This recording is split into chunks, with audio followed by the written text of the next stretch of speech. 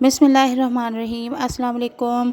आज मैं आपके साथ एक बहुत ही मज़ेदार और चटपटा पुलाव की रेसिपी शेयर करूंगी। तो रेसिपी के स्टार्ट करते हैं। यहाँ पर मैंने 1 किलो चावल लिए हैं जो कि पुराने बासमती हैं। तो तकरीबन इनको मैं आधे घंटे के लिए भिगो दूंगी, लेकिन भिगोने से पहले इसे अच्छी तरह से वॉश कर लूँगी।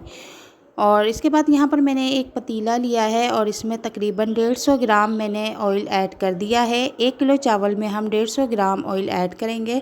और यहाँ पर मैंने 2 अदद बड़े साइज़ के प्याज लिए थे जिन्हें बारीक कट कर लिया था और इन्हें ब्राउन होने तक पकाएंगे।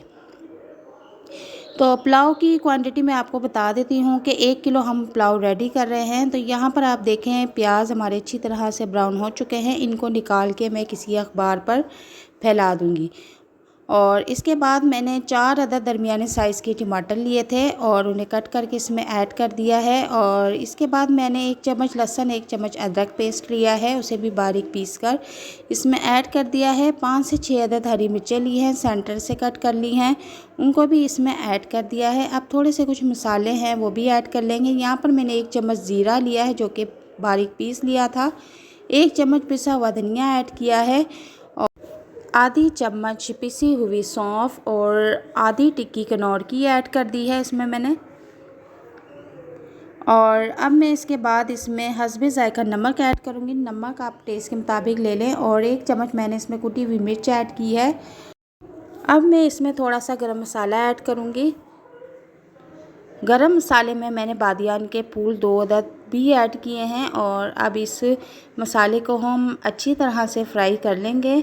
तो जैसा कि मैं आपको बताती चलूँ कि हम आलू और सफ़ेद चने का पुलाव रेडी कर रहे हैं, वो भी बहुत चटपटा और मज़ेदार।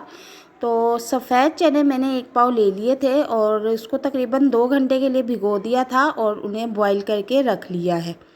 और आधा किलो मैं इसमें आलू ऐड कर रही हूँ जो कि मैंने गोल सर्कल में काट के रख लिए थे, बिल्कुल बारीक शेप में, ताकि जल्दी से ये गल जाएं। आलू भी हमने इसमें ऐड कर दिए हैं और सफ़ेद चने भी हमने इसमें ऐड कर दिए हैं। अब इसको हम तकरीबन 5 से 7 मिनट के लिए अच्छी तरह से फ्राई करेंगे। अब हम इसमें पानी ऐड कर देंगे। तो 1 किलो चावल हैं तो हम 1 किलो ही पानी ऐड करेंगे, बस 1 कप एक्स्ट्रा ऊपर ऐड कर देंगे।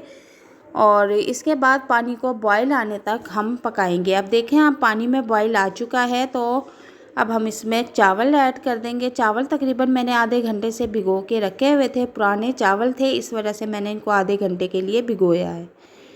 तो चावल इसमें ऐड कर दिए हैं। अब इसी दौरान हमने इसका नमक चेक कर लेना है, नमक अपने टेस्ट के मुताबिक कर लेना है।